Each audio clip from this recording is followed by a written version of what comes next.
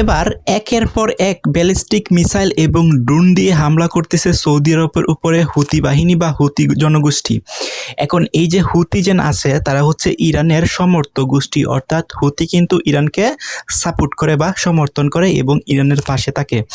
এখন সৌদি আরবের উপরে কিন্তু হুটহাট করে ব্যালিস্টিক মিসাইল, এরপরে হচ্ছে তাদের যেন অত্যাধুনিক টেকনোলজি এবং তাদের যেন বিশেষ করে বিশেষ যে ড্রোনগুলো তৈরি করা হয়েছে যুদ্ধের, সেই ড্রোনগুলো দিয়ে সৌদি আরবের উপরে কিন্তু ব্যাপক হামলা চালাচ্ছে এবং সবচেয়ে গুরুত্বপূর্ণ যে অবকাঠামোগুলো আছে সেখানে কিন্তু হামলাগুলো চালাচ্ছে।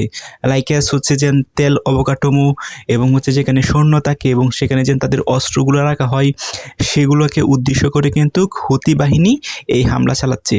এখন এই যে হুতি বাহিনী যেন এই হামলাটা চালাচ্ছে, এটা কি ইরানের পক্ষে নিয়ে চালাচ্ছে? না, এটা কিন্তু ইরান কখনোই হুতি বাহিনীকে বলে দেয় নাই যে তোমরা হচ্ছে সৌদি আরবের উপরে হামলা চালাও। তো আপনারা তো জানেন লাস্টে 2-3 দিন আগে কিন্তু একটা চুক্তি হয়েছে যেটাকে আমরা বলি মক্কা চুক্তি।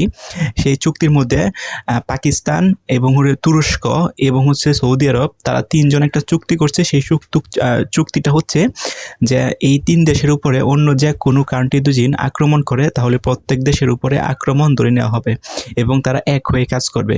এখন এই চুক্তি হওয়ার পর কিন্তু আপনারা দেখে থাকবেন এই যে হুতি বাহিনী বা হুতি জনগোষ্ঠী আছে তারা কিন্তু দক্ষিণ পূর্ব অঞ্চলে সৌদি আরবের সেখানে কিন্তু যে যাদের সৈন্যরা আছে সৌদি আরবের তাদের উপরে তাদেরকে নিক্ষেপ করছে, তাদের উপরে হচ্ছে যে ব্যালিস্টিক মিসাইল এবং হচ্ছে সেখানে ড্রোন দিয়ে হামলা চালাইছে এবং বেশ কিছু সৈন্য কিন্তু মারা গেছে। এই নিউজটাও কিন্তু পাওয়া গেছে এবং ব্যাপক কিন্তু ক্ষতিগ্রস্ত হয়েছে। বিশেষ করে একটা তেলের অবকাঠামো কিন্তু প্রচুর পরিমাণ ক্ষতি হয়েছে। এখন এই যে চুক্তিটা যেন করছে মক্কা চুক্তি যেটা নামে পরিচিত, সেই মক্কা চুক্তির আসলে হচ্ছে এখন প্রতিক্রিয়াটা কি, পাকিস্তান এবং তুরস্ক তাদের প্রতিক্রিয়াটা কি দেখাচ্ছে। যেহেতু হচ্ছে এই চুক্তি হওয়ার পর আক্রমণটা করা হয়েছে, এরপরে কিন্তু আমরা এখন পর্যন্ত অ্যাকশন দেখতেছি না। অর্থাৎ সৌদি আরব বলেন, পাকিস্তান বলেন, তুরস্ক বলেন, তাদের একনিষ্ঠে অর্থাৎ হুতি বাহিনীর উপরে নিক্ষেপ করবে বা আক্রমণ করবে এরকম অ্যাকশন এখন পর্যন্ত কিন্তু আমরা দেখি না। এখন ইরান কিন্তু ব্যক্তিগতভাবে সৌদি আরবের কোনো শত্রু না, অর্থাৎ সৌদি আরবের শত্রু ইরান কেন হয়েছে? কারণ হচ্ছে মার্কিন যে সৈন্য আছে, সৈন্য যে ঘাঁটি আছে, এই ঘাঁটিকে কিন্তু ঠাই দিছে হচ্ছে সৌদি আরব।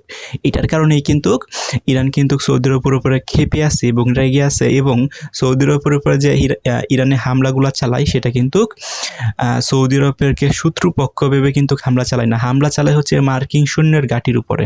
আর যেহেতু মার্কিন সৈন্যের ঘাঁটিগুলো হচ্ছে সৌদি আরবে আসছে, দ্যাটস মিন অন্য কান্ট্রি বা সৌদি আরব মনে করতেছে যেন এটা হচ্ছে সৌদি আরবের হামলাটা করা হয়েছে। এখন এই যে মক্কা চুক্তিটা যেন করা হয়েছে এটা বেসিক্যালি করা হয়েছে আত্মরক্ষার জন্য এবং তাদের দেশকে আরও শক্তিশালী যাতে করে অন্য কোনো দেশে যাতে করে কোনো আক্রমণ না করতে পারে। এবং ডোনাল্ড ট্রাম্পের উপরে কিন্তু এখন হচ্ছে সৌদি আরব ভরসা করতে পারতেছে না।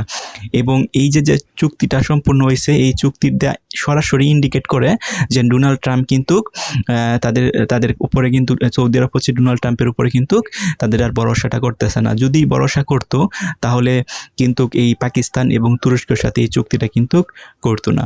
এখন যাই হোক, যে হুতি বাহিনী আছে এই হুতি বাহিনী কিন্তু অলওয়েজ ইরানের পক্ষে, অর্থাৎ একটা সময় কিন্তু ইয়ামিং যে কান্ট্রিটা আছে সেখানে কিন্তু এই হুতি বাহিনীরা কিন্তু আক্রমণ চালায় এবং আক্রমণ চালানোর পর কিন্তু তারা এটাকে দখল করার পর তারা কিন্তু এখানেই বসবাস করতেছে এবং তারা কিন্তু ইরানের পক্ষে এবং ইরানকে একদম 100% ভাবে কিন্তু সমর্থন করে বা সাপোর্ট করে। এখন এই যে হুতি বাহিনী যেন সৌদির উপরে হামলা করতেছে, এই হামলার জবাব কি হতে পারে এটা হয়তো আমরা আর কয়েকদিন পরেই জানতে পারবো যে সৌদি আরব কি উল্টা হামলা করবে কিনা। সো আপনাদের মতামত কি কমেন্ট করে জানান।